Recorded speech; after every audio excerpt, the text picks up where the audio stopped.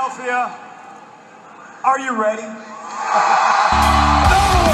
They said, are you ready? This is Brotherly Love Wrestling Podcast, your first stop for everything professional wrestling. So sit back and enjoy wrestling talk at its finest with your hosts, Larry Hall and Joe Corrado.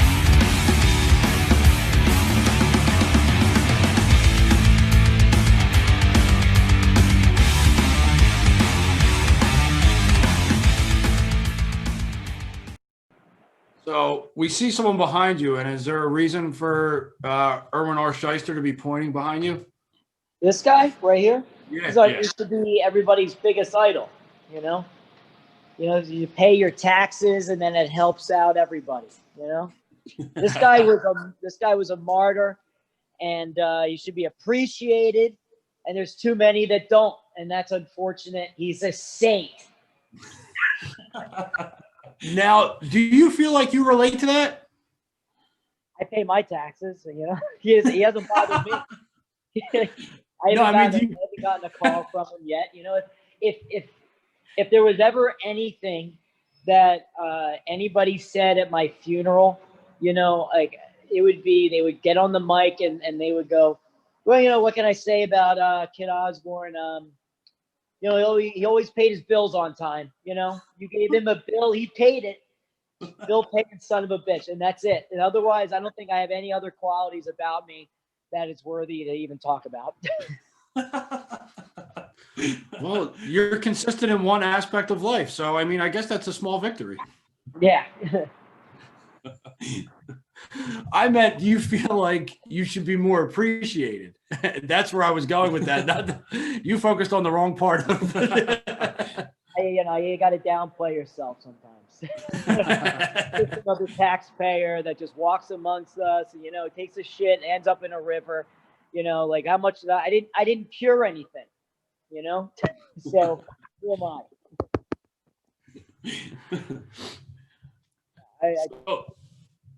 So Kit, you've wrestled CZW, trained in CCW. Now we've seen you in matches at H2O And MLW.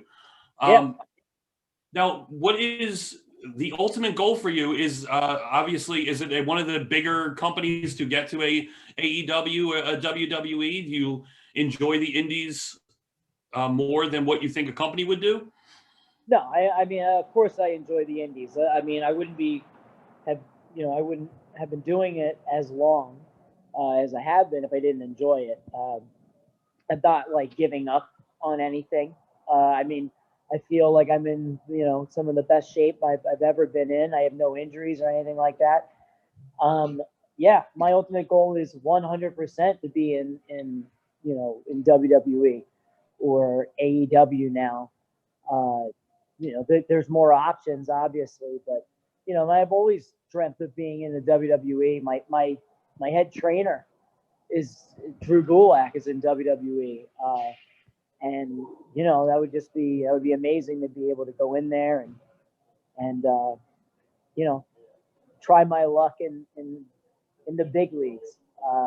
But that doesn't mean that if it never happens that I'm not happy where I'm at, because I love doing my indie wrestling stuff. I love being an MLW, which was a huge opportunity.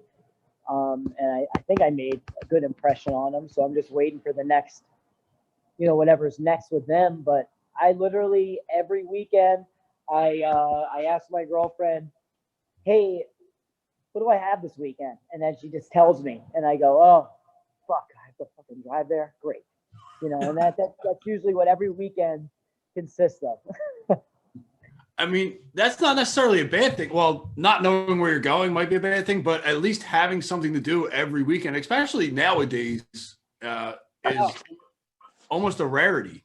Oh, no. I mean, in reality, I mean, I am not complaining at all. Like I'm happy to have something every weekend. I mean, this is just me being disorganized and not wanting to drive, you know, 4 hours somewhere. But I mean, at the end of the day, I'm still going to do it. I'll bitch the entire fucking drive.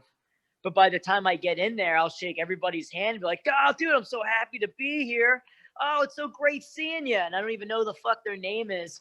But like, you know, it's just one of those things that, you know, and then by the time I leave, you know, I'm happy I did it, you know, and, you know, during the week when I'm just laying around, you know, or just going to the gym or whatever, this is what I work out for. This is what I do it for. And, you know, so yeah, believe me, I bitch about everything, like any little minor inconvenience. Like if I'm driving and somebody's trying to get over and they just like freak me out for like the littlest bit, like I literally wish death upon their family, and I hope that like this is their last day on earth. But like it's like, you know, it's like you're from the area that we come from. exactly. It's amazing. Have you ever, like, I'm in Orlando right now, okay? And I was just standing in line, and this person didn't even have his money out to pay for whatever the fuck he was trying to buy. And I wanted it to be his last day on earth so bad. And everybody else is just like, fuck it, it's great. We live here in Florida. Every day is beautiful. And I just go, is it? You know, and then here you know, and then that's me. So it's you know, the Northeast thing, man. It's what it is. And that's just the way we are. And that doesn't mean we actually wish it. It just means that if we don't say it, we think that we're going to have like an aneurysm and we're going to collapse in line. And then the next person behind us is going to step right over us, you know, and then that's it. And that's the end of it.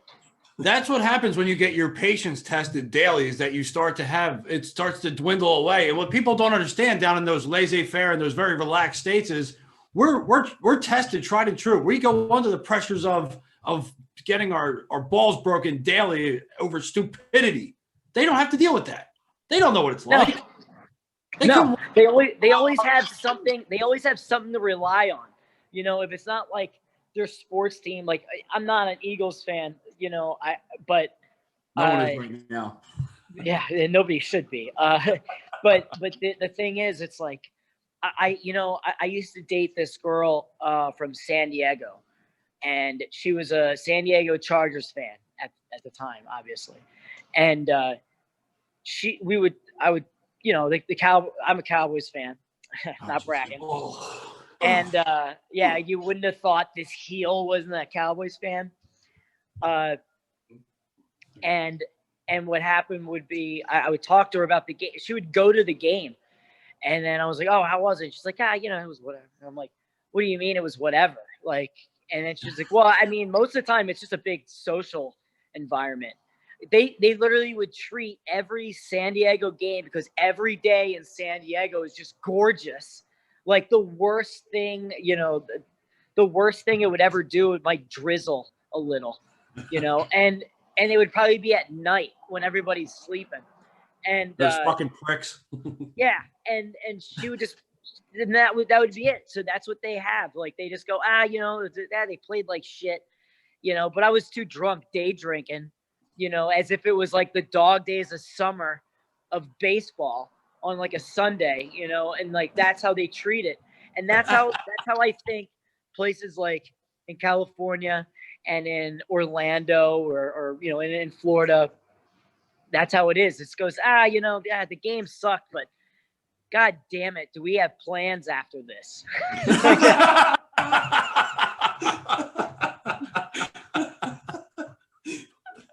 You know?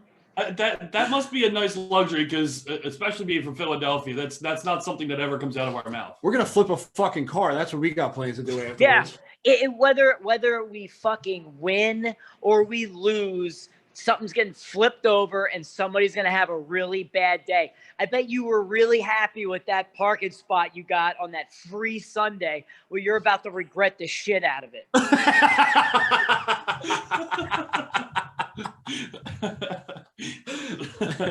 and that's how I think I am as a wrestler. Like, dude, there's times where I'm in like my own match and like something doesn't go the way I want it to. Like I'm like, dude, you got to keep it cool. These guys are from Ohio. They're literally tunnel vision. They're like the golden retrievers of wrestlers. Like, they don't have a thought in the world. And I think like of us as like German shepherds, whereas we just are fucking constantly thinking, like, hey, you tell us this and we want to know why and how long we have to do it for. And that's how we are with like when I have like a wrestling match and something doesn't go the way it's supposed to, and I am freaking the fuck out, and I have to keep my cool, and I have no idea how to lash out. And that's when it comes back to the drive home, when you're just driving 100 miles an hour on a 15-mile-an-hour road, and then it all lashes out. I wanted to touch on, you brought it up about how you work heel the majority everywhere you go. Now, do you find it easier to work that angle? Do you actually thrive off of that angle? Do you enjoy? Oh, absolutely. It looks like the way it's portrayed is that like you like fucking with people. Like, you enjoy that part of it. Like, the people, the more that they boo for you, the more that you enjoy this. Well, of course. I mean, I love it when they boo me. I mean, that means I'm doing what I'm, supposed to be doing. But really, it's me. I'm, no offense, but I don't really value anybody's opinion of like what I should be doing, or what any wrestler is supposed to be, or who they think should be the champion, or any of that stupid shit. I just think that, well, I mean, I'm going to just continue to be me. And that's me in real life, which is just a piece of shit asshole. And then people just somehow hang out with me anyway. But when I also enjoy it when I get that silence, when I come out and like, I don't get anything, to me, that just means, it's almost the same thing. Like, I mean, yeah, they could boo, but they also really don't fucking like me, because I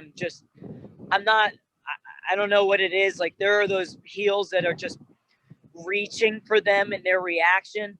And then there's me, who's just like, well, I'm still going to just be me the whole time. And they're either in certain areas, everywhere is different. They either play along, or I really get to them. And when I get that silence, I know that they don't like me. And that means a lot more, because that also means that, like, let's say whoever it is I'm wrestling and they start getting the upper hand, and you start hearing those silent people even louder. So that doesn't mean that I'm not doing my job. It just means I'm really under their skin. Now, I have it, for instance, and I don't know if you're going to remember this or not, probably not, because it's probably happened before, but you were working actually as a face in CZW for a triple threat. I think it's one of the first times we saw you. And I think you heard it, I'm almost positive you heard it, someone called you bootleg AJ Styles, and you went face, and you flipped it real quick, and I was like, oh shit. Because you heard it, and you gave him the look, and you said, fuck you. Oh yeah. I mean, I don't doubt. I try my best to like not give a reaction, but man, damn it, sometimes, hey, you guys can get me too. Like, I just think it's funny. I like that in the indies you're given that freedom to kind of interact with the fans more, and I think that's why we liked ECW growing up. It was that something different. It was that you're not playing by a script. You're kind of playing by your own rules, and you have that advantage of, oh shit, someone's going to come at me. Well, I'm not going to hit them per se, but I'm going to come right back at them. And I think that's what mainstream wrestling is kind of missing. Like back in the day when you could actually go up and you can actually say something. Yeah. I mean, I don't disagree at all. I think that it becomes there. I mean, I don't know how it is necessarily in like WWE, where like, hey, you're not allowed to look at the camera. You're not allowed to interact with the crowd. You're not allowed to do this. You're playing a part, and then that's it. And I mean, if that's, and that might be the way it is. I mean, they still listen to the reaction, but I think that sometimes they might, and this is me just guessing. Like, I don't work there, so I don't know. that they hear a certain reaction, like Roman Reigns wins the Royal Rumble or whatever, and even The Rock coming out couldn't save, what it was supposed to be. And they still have to play the part anyway. But if you feed into that fan base, and you know that makes for better TV and better live crowds, is if you have someone that would just flip a switch and say, you know what, and just rub it in their face. I mean, and that's the type of thing that doesn't get done today on TV wrestling, but it's something that we're able to enjoy in the indies still. Right. And I mean, I even noticed it like when I got to be a part of MLW and I'm in Team Filthy, it's, I'm just happy to be there, because I just don't want to, make a bad move. But when I mean, that was like my second match for MLW, and, they tell me, hey, you're not Rip Von Erich anymore. You get to be Kit Osbourne. And I'm like, cool. And then also I get told, yeah, and you're going to main event at the arena. And I go, you're fucking with me, like this arena that I was training at, my, at CZW and all that. And then here I am in MLW, my second time ever. And you're going to main event in it. You're going to be doing it with Team Filthy, Tom Lawler, and everybody. And you're just like, okay, this is ridiculous. And then I'm in the ring. And I'm just thinking, well, I just got to play my part. And you're like, actually, no, fuck that. Like, they didn't tell me I couldn't be who I am. Like, they said, hey, you're Kit Osbourne. So I'm going to go, okay, I'm fucking Kit Osbourne. I'm just waiting for the right thing that somebody in that stupid Philly crowd is going to say. And I'm going to fucking react to it. And I just waited for it. And, like I was just me. And it felt more comfortable doing that. And what was so cool is, this is a major company in the indies, and, and it just felt like, I just felt like at home, mentally. And I feel like if that was WWE, it would be a lot different. You would be like, hey, they might react like this, but we want you to be a good guy. And that's all you are. And if you don't play the good guy, no matter how they react, then you're fucking out. I'd be like, oh shit. So obviously it's a comfort thing. Yeah, it does. When you're pressured to not be who you are, it adds a lot of stress to everything you're thinking. But then it's no different than, me being an actor.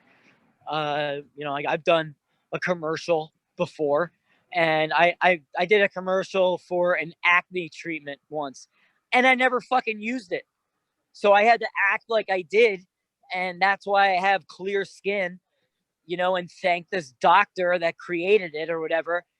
But I didn't. So, I mean, what's the fucking difference? And then what's the difference between that and if somebody punches me in the face, but they didn't actually, and then I turn right back to them and punch me again? We're like, where in real life does that ever fucking happen?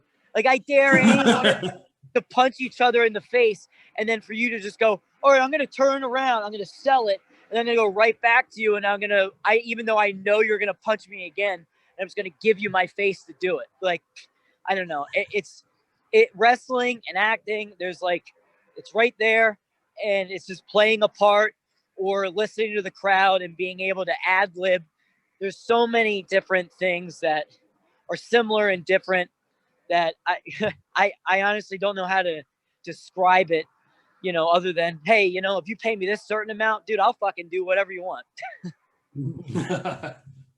Now, did you get a lot of that mentality and training from Gulak? Like, did he help instill that in you, or is that just something you picked up along the way?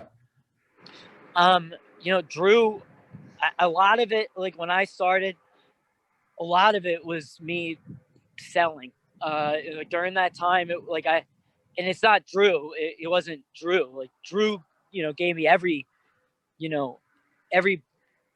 the education you got from him is, incredible. But the way that wrestling was like a decade ago is kind of a lot different than it is now. I think I compare it to like Jordan Oliver. Jordan Oliver is so fucking talented, and he has so much opportunity given to him in such a short amount of time. And, that would be, and like you see some of these stupid vets, that frown upon it because, well, he didn't struggle. It's like, what, you mean you didn't beat him up in the ring enough, for like 5 years before he got like, a bit of offense in? And I think wrestling has just changed. When I trained at CZW, no, sorry, crossing the street here.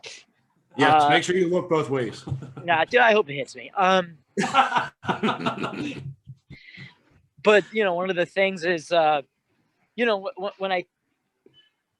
I trained, with Drew, I learned a lot of different ways to work, and he would teach you, everything depends on who you're working with, what company you're working with, what they want, and then how to stick out no matter what they're doing to, hold you back. No matter what it is, what kind of match, how many people are in the match, you just have to figure out a way to stick out no matter what. And then, of course, no matter what it is, like he would always go, did you cut a promo for that? And I go, yeah, but it's just a scramble. He's like, did you cut a fucking promo for that? And I go, fuck, Drew, all right, I'll fucking cut the goddamn promo. And then, that's it. And that's how he is. So,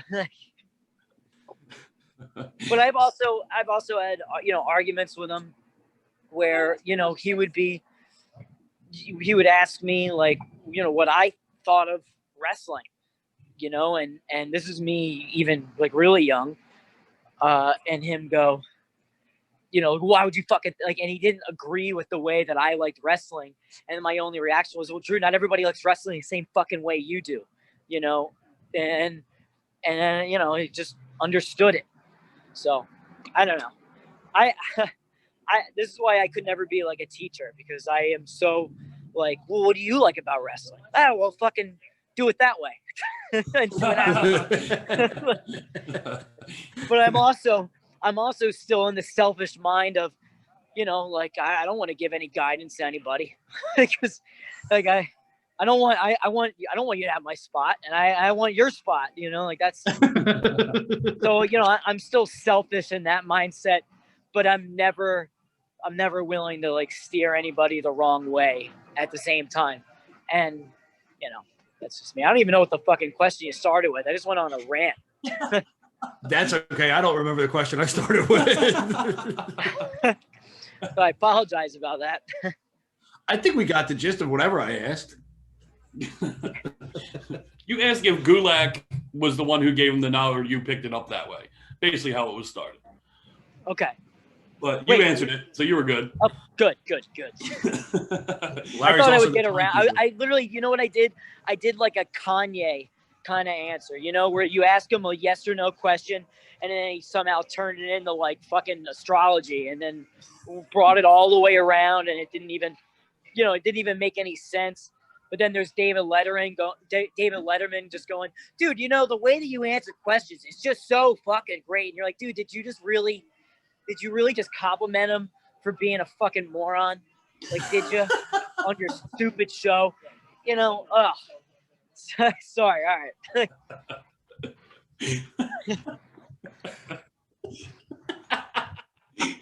That could be the greatest analogy, the most random fucking analogy we've ever gotten. Dude, I think about these things a lot. Like, I just, if you ever want, these are the reasons why, like how we went back, to backtrack, why like I flip out inside my head, like, when I'm in line and somebody just doesn't have the card out that they want to, they bring everything they wanted to the counter, and they have no idea how they're paying for it. They thought they did, but they didn't even think about it. They just knew they wanted it, and that was it.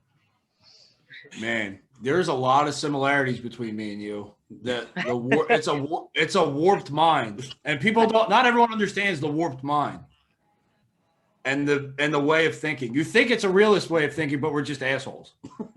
Yeah, people just think like, wow, you have a lot of anger. You're like, no.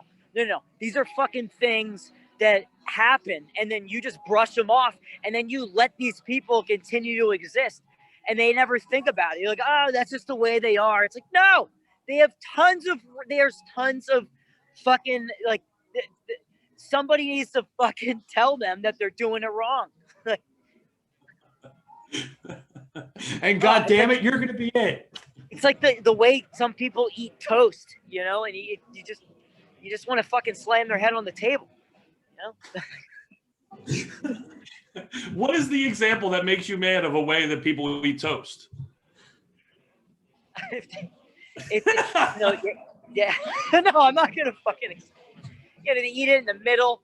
First, you eat like the corners, and then you eat in the middle. You corner, middle. You don't eat the middle first, and then get the butter all over your face. You slob, and then you wonder like how they have money in their bank account. You're like, dude, how did you get a job when you ate like that in front of your boss? You know? You went middle. You didn't go corner, middle. Yeah, corner, middle. Fuck. Hope you guys are enjoying this as much as I am. We're wondering like what you're crossing and why you're running and you're losing. We're losing you. Why are you? I apologize. Like my phone might be dying, but I am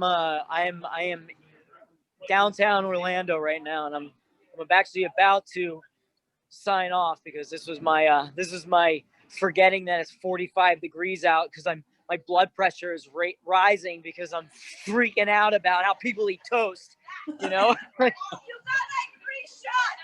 You hear that? Yes. That's awesome. Make sure you get a free shot. So I guess before this my phone dies, though, you think I can take one last question from you guys? But before you do a question, I just want to interject and say you are my absolute favorite person we've had on Brotherly Love from the because honestly, there was one thing that tipped me off that I was going to love this interview, and it was that he cursed and didn't say, "Am I allowed to curse?" after he said it. He just went fucking off, and that's exactly what I'm looking for. Yes. Yeah. I figured, you guys would tell me, like, hey, you can't curse on this. But then at the same time, I'm like, it's literally called Brotherly Love, and I'm from the area, so I'm pretty sure that just means, like, I'm not cursing enough. Yeah, absolutely. Yeah, dead on. Pinpointed, nail on the head. No, the last thing we'll bring up is anything coming up, and what do you have going forward? Free shot, right? Well, let me think. I mean, I have. I mean, literally, like the way that everything is, I play it, week by week. I always have something probably going on with No Peace Underground at Soundbar in Orlando. I think there's a show on the 13th. I don't know what I'm doing. I don't even know if I'm on it. But I mean, I might be. I have no idea. You gotta ask your girlfriend. Yeah, you got to ask her. You got to ask Victoria Pop. She has all the answers. She has my schedule, and then when I throw things at her. So there's that. And then, H2O. H2O, I think. So I just had the show on the 28th. I think there's something in December. Like, yeah, honestly, I don't know. Like I said, I just know I have something every weekend. And if I don't, I try to fill it up with shit, It's either I fill it up with a match, and then during the week I go to the gym, or I'm at a bar and then I'm, just making a fool out of myself. So it's either those are the three things that I do, So, Kit, thanks so much for taking the time and freezing your ass off while talking to us. We appreciate it, and hopefully we'll be talking to you soon and seeing you in the ring soon. Dude, thank you guys. I really appreciate it. And then just make sure you tell everybody to follow me on my fucking Instagram, because I'm trying to get famous so that I don't have to do this shit anymore, Absolutely. The American dream is live and well with you. Yeah. Aren't we all just trying to get just that famous? I mean, I would love to just be able to get paid to just sit down and talk, but I would really like to, just get paid to just not do anything. Have you guys ever just canceled stuff? It is the greatest thing on the planet. Like when you have plans and then you tell people, Shit, dude. I don't know if I can make it. And then you don't do anything.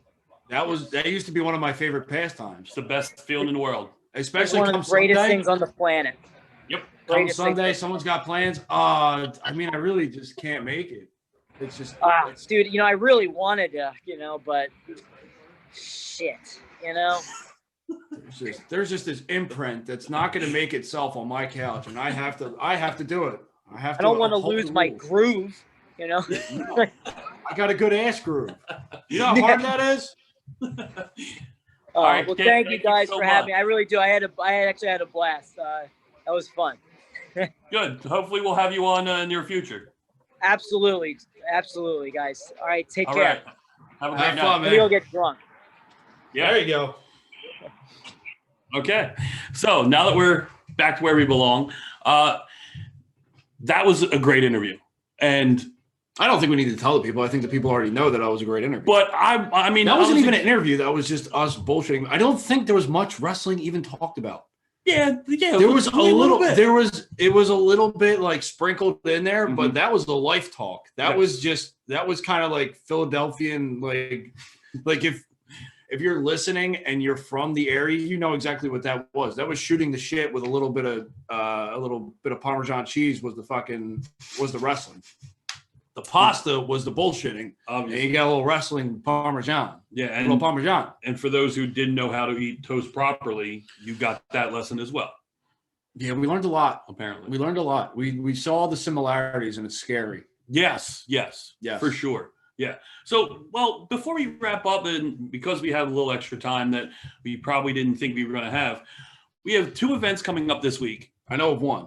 You know of 2. Okay. Because winter is coming. It's tomorrow night for AEW. Winter's coming. Woo! It's going to be cold. Woo!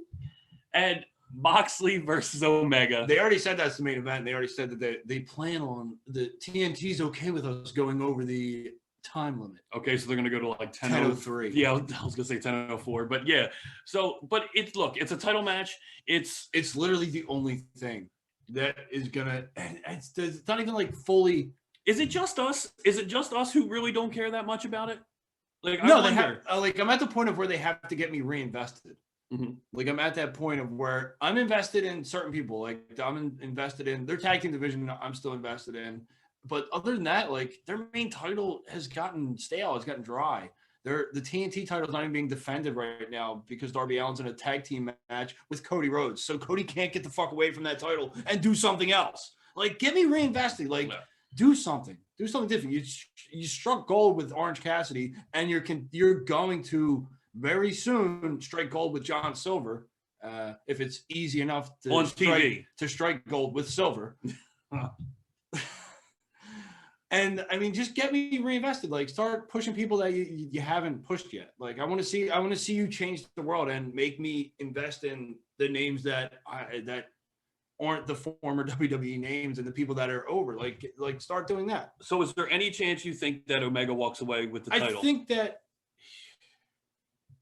I don't know. I don't know what Mox does after this. I don't know where they go from here, unless they have a magic card up their sleeve or something up their sleeve. Mm-hmm.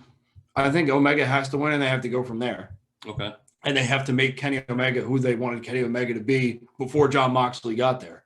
And he was supposed to be the poster boy and the face of that company. He's the best wrestler in the world. And they wanted to make this a wrestling sport-based company, and they've gotten away from that. Yes. For a little bit. Not all the way, because they still do put on some great matches, and it's still relatively sport-based with a good amount of bullshit put in there as well. Sports entertainment. Yeah, well, a lot of entertainment put in there, but they're supposed to be that different company. They're doing something different. So Kenny Omega is your opportunity now to get away from your former WWE superstars holding gold. Omega wins, and you go from there, and you make him what he was supposed to be all along. And then you get him to that point, and maybe that brings in new fans. Yeah, and I think that this is the time. This is it. It's time to, like you said, move on from the former WWE talent holding the title and elevate these guys that are your homegrown and independent people that you brought a lot of fans on to watch. So I agree. I'm hoping Omega walks away with it. I don't know what it's going to look like if Mox does, and what the future is going to hold. The stipulation is that it's, and I don't know if they're going to work this into an angle or whatnot, but it's a pure wrestling match. He has to beat him. No. Yeah, just pinfall and submission. Yeah, no weapons or nothing like that. He didn't ban any moves, so he's got to beat him in the ring. So I think that plays to Omega's advantage. So maybe Omega wins this one. Yeah. Or is that too predictable? And now you get to the point where you're overthinking it, like, oh no, he's not going to win because they made it for him. Just sit back and we'll enjoy this one, and we'll see it for what it is. Now, I hope they get from 9:30 on. Yes, with at least a half with hour. Maybe only one commercial, or they just eliminate the commercials altogether for that last half hour. Yeah, they need to give them the time to let it work. This is your main event. This is a special. Mm-hmm. Make it special. Yeah. And then Sunday, we have one of the best pay-per-views. Sunday. Down at Barbara. I farted as I said that. You're welcome. I was hiding it. I tried to hide it with that. I did it. Okay, so Sunday is War Games, NXT's War Games, which NXT in the past has completely killed. One of the best pay-per-views on their schedule, and it doesn't seem like they're going to disappoint this year. How many times have you said that for an NXT takeover, though? How many times have you said that that's the best? How many times? Like, legitimately. Oh, you mean like the pay-per-views? Yeah, they're just always good. They never miss. They always never good. miss. And War Games they have especially. They have this recipe of a 5-match recipe, and they just kill it every time. Yeah. You're not left there like, oh, God, I wish this was over. This is too fucking long. You're falling asleep. It's just, you're locked in for 2.5 hours, and you're good. And that's it. Yeah. And they're all interesting. They all get their time. They're all either wrapping up or starting new storylines. It's just perfect. It's a simple recipe, but they do it very efficiently and effectively. Yeah, and I think Undisputed Era versus the McAfee's team. I love this. What do they do without Undisputed Era? Because it's just the War Games every year. This was built for them. Mm-hmm. Yeah, and they just find new people, and it's interesting every year. Yeah, it keeps working. And even the women actually, I might be a little bit more invested in the women, even though as of right now there is no fourth member for Shotzi's team. I think that's where you get the intrigue from, though. Yes. Like, who's going to be that fourth member? Is it going to be someone that's returning, or someone new, or who knows? Already with Ripley and Ember Moon on the team, it's already going to be great with who they're going up against. Can she pull off an eclipse off the top of the cage? I hope that's what I'm hoping. No way. She'd break her ass. Unless she landed on someone. Yeah. Unless they caught her and she did it. I don't know, maybe. That's what I'm expecting. Yes. I don't think it's going to. I think Shotzi's jumping off. Probably a safer bet than Ember. Or, no, Io's not in it, is she? Or is she going to be the fourth member? She could be the fourth member. Yeah, we'll find out. We'll find out tomorrow night. So I think that'll about wrap it up. We hope you enjoyed our talk. That won't wrap it up. Yes. So thank you for reminding me. Should be below us, if I'm not mistaken, will be a link. Okay, is up below us right now for Jimmy Rave. Unfortunately, got an infection in his arm and had to retire from pro wrestling because they had to amputate his arm. So the link below, if you can, help out local pro wrestler and Jimmy Rave, because he's been wrestling for over 20 some years and a Northeast and Philadelphia staple as far as wrestling goes. So if you can, and if you have the means, just go to the link below. Help greatly out. Appreciate it. For those who listen to the show, it is GoFundMe.com/Jimmy Rave. We'll put you right on his page as well. And yeah, if you can. And not only that, speaking of GoFundMe, before I forget, is I know where you're going with this one. Yes. There's a GoFundMe for 2300 Arena. The arena in Philadelphia. ECW Arena. Rittner, Swanson. It is, again, if you've ever enjoyed a wrestling show there, if you watched it on TV, you owe them money. You owe them your hard-earned money. Get to the freaking GoFundMe for 2300 Arena and donate something. A little bit, a lot of it, who knows? Just get it. Do it. Help save this great arena and so much history, and there could be so much more built. So let's hope everyone can get this. I'm going to buy it. I hope. Yeah, I'm not. That'd be great. I'm gonna hit the lottery and then I'll buy it. No, I'm gonna demolish it and then build something bigger.